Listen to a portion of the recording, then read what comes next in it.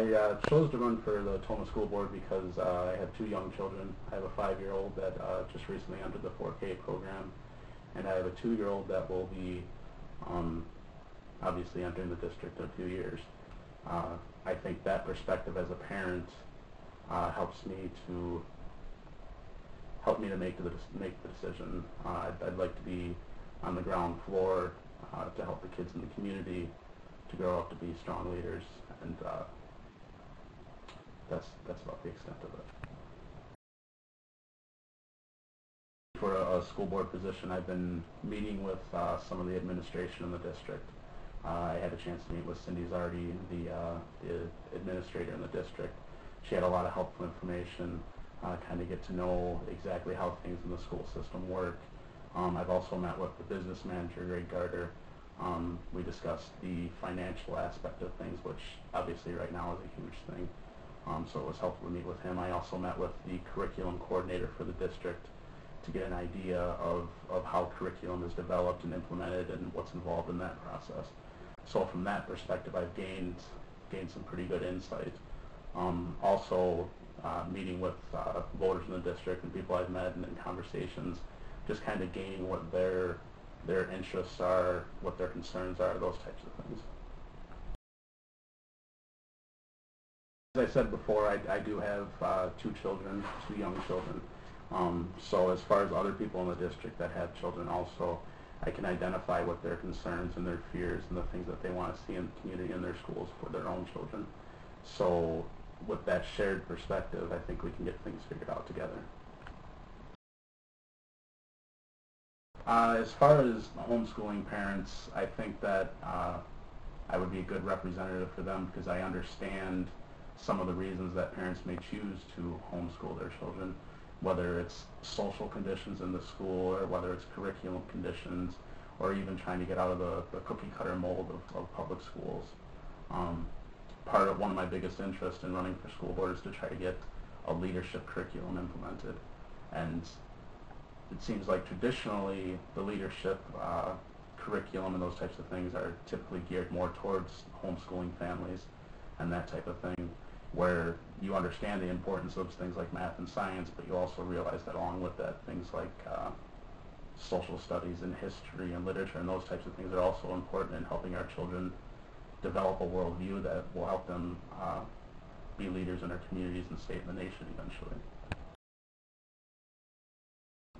I think it's important for people in the district that don't have children to vote for me because I understand the importance of the entire community through their property taxes contributing to the schools. It's important. The children that go to our schools are the people that will be the leaders of tomorrow. But as far as the purposes for people that don't necessarily have children now, the biggest thing is I am a fiscal conservative. I've always got my mind on the costs of things and how property taxes affect people in the district, and I am strongly committed, and I think more so than anybody else that's currently running or on the board, to keeping property taxes low. The current financial situation is definitely in flux. We're definitely expecting there to be some shortfalls with the current legislation in Madison, rather controversial with the budget cuts that are going to be coming down with state aid. However, recently the school board and the teachers union for Toma came to a new agreement on the contract, and the sacrifices that were made by the teachers in the district will bring us closer to meeting the expected gap in funding for the school. However, even with those concessions that were made by the teachers union, there is still a potential projected shortfall of about $1 million from my understanding. I put that number out there cautiously because, as I said before, the situation's in flux. So with that said, if there is still about $1 million shortfall, we are going to have to look at programs. And right now the business manager, Greg Garter, does have some suggested programs for cutting. Obviously, if I'm elected, myself and the other board members are going to have to sit down, take some input and perspective from everybody involved, the teachers, the people in the community, those types of things, and look where the cuts can be made if they have to be made.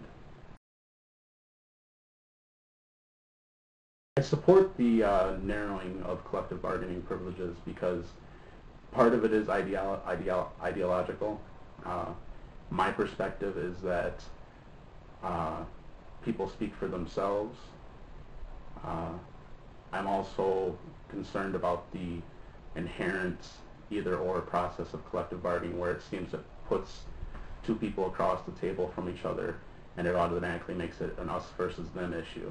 I have a problem with that. I think it should be everybody sitting around the table doing what's best for our children. With that said, also, I view the teachers union and I view the teachers themselves as two separate things. I guess I somewhat would lament the idea that people think that automatically if collective bargaining privileges are narrowed that instantly the board is going to forget the importance of small class sizes or the importance of the teacher's input as far as the school calendar or the scheduling or curriculum or anything like that. In reality, all of those things are done as a management philosophy that is predicated on taking everybody's input, everybody that's involved, and listening and everybody arriving at a conclusion. I don't see collective bargaining as something that is necessary for that process to take place. I think one of the biggest change in perspectives that I can bring to the board is the conservative perspective. I understand the importance of hearing all sides of an issue, and while my heart is definitely goes with the conservative issues, I can appreciate other people's arguments and try to come alongside them and understand where they're coming from.